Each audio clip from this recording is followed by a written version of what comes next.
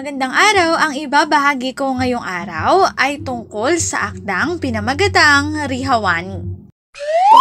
Magbasa, makinig, matuto at magsaya. Ako si Binibining Menya.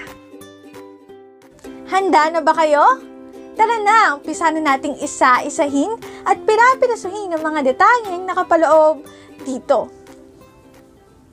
Katulad ng binanggit ko kanina, ang ibabahagi ko ngayong araw ay tungkol sa akdang pinamagatang Rihawani.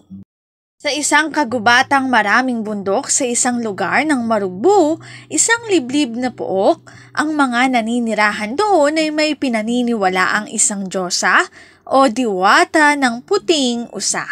Ito ang kwento ng kanilang mga ninuno na unang nanirahan doon. Ang Diyos raw na ito ay tinatawag na Rihawani. Kung minsan ay nagpapalit daw ito ng anyo bilang isa ring puting usa. Ang mga naninirahan sa liblib na pook na ito ay ingat at takot na magawi o maglagalag sa kagubatan. Pinananahanan ni Rihawani. Kahit alam nilang dito sila maraming makukuhang mga bagay na maaari nilang magamit o mapagkakitaan. Mga prutas, mga hayop gubat, mga halamang gubat at iba pa. Sang-ayon sa kanila, may nakakita na kay Rihawani, isa sa mga taong naninirahan din doon. Minsan daw nang maligaw ito sa pangunguhan ng mga kahoy at prutas ay napadako ito sa pook ni Rihawani. Nakita raw at nasumpungan nito ang diyosa. Kahit sa malayo ay kapansin-pansin ang angking kagandahan nito, habang nakikipag-usap sa ilang mga usa na nasa kanyang paligid. Nang maglakad ang mga ito sa dakong patungo sa kinaroroonan ng mga tao, ay mabilis na humangos itong tumalilis dahil sa takot na makita ni Rihawani ang diyosa. Nang makarating ito sa bahay, ay hindi magkumahog sa pagbabalita sa kanyang nasaksihan. Mula noon ay lalo nang naging katatakutan ang kagubatang iyon. Isang araw ay may mga dayuhan na dumating doon na ang pakay ay mangaso o mamaril ng hayop gubat. Nagtanong-tanong daw ang mga ito kung saang gubat marami ang mga hayop o ibon na maaaring puntahan. Tinuro nila ang gubat ngunit isinalaysay rin ang kasaysayan nito na pinananahanan ni Rihawani. Itinagubilin ding huwag ibiging puntahan ng pook na iyon. Para sa ikatitiyak ng lakad ay ipinagsama ng mga tao ito ang isang tagagabay. At lumisan ng mga ito patungo sa gubat na pupuntahan. Pagdating sa paanan ng isang bundok ay napagkasunduan ng mga itong maghiwa-hiwalay at magkita-kita na lamang sa isang lugar sa dakong hapon. Ngunit, lingid sa kaalaman ng lahat, ang isa ay nagka-interes na dumako sa gubat na pinananahanan ni Rihawani. Hindi nito pinakinggan ang tagubili ng nakatatanda sa lugar na iyon.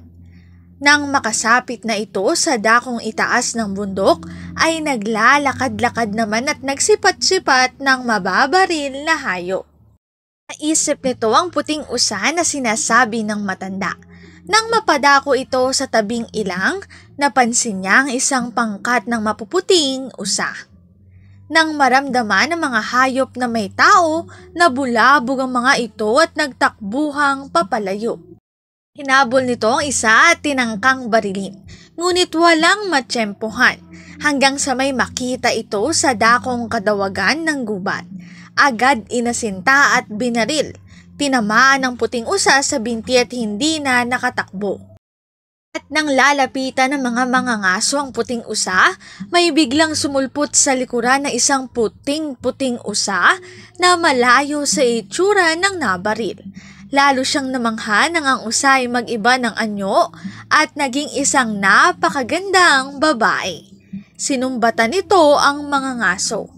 Ginawang iyon ng dayuhan, umusal ng sumpa ang diwata at ang lalaki ay naging isang puting usa at mapabilang na sa mga alagad na Rihawani. Nang dakong hapon na, hinanap ito ng mga kasamahan. Tinawag ang pangalan nito ngunit walang sumagot.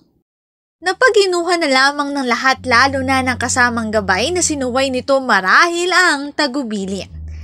Tuloy na bilang sa sumpa ni Rihawani. Mula noon, bukod sa naging aral na sa mga nandoon ng pangyayaring iyon, ay pinangilaga na ng mga nangangasong dakong iyon ng kagubatan. Ang link na ito ang aking sanggunian ng mga impormasyong nakatala sa bawat slides. Kung interesado kayo na magbasa pa, maaari niyong bisitahin ang website na ito. Rihawani, dito na nagtatapos ang aking pagbabahagi. Sana ay marami kayong natutuhan. Muli, magbasa, makinig, matuto at magsaya. Ako si Binibining Menya. Paalam!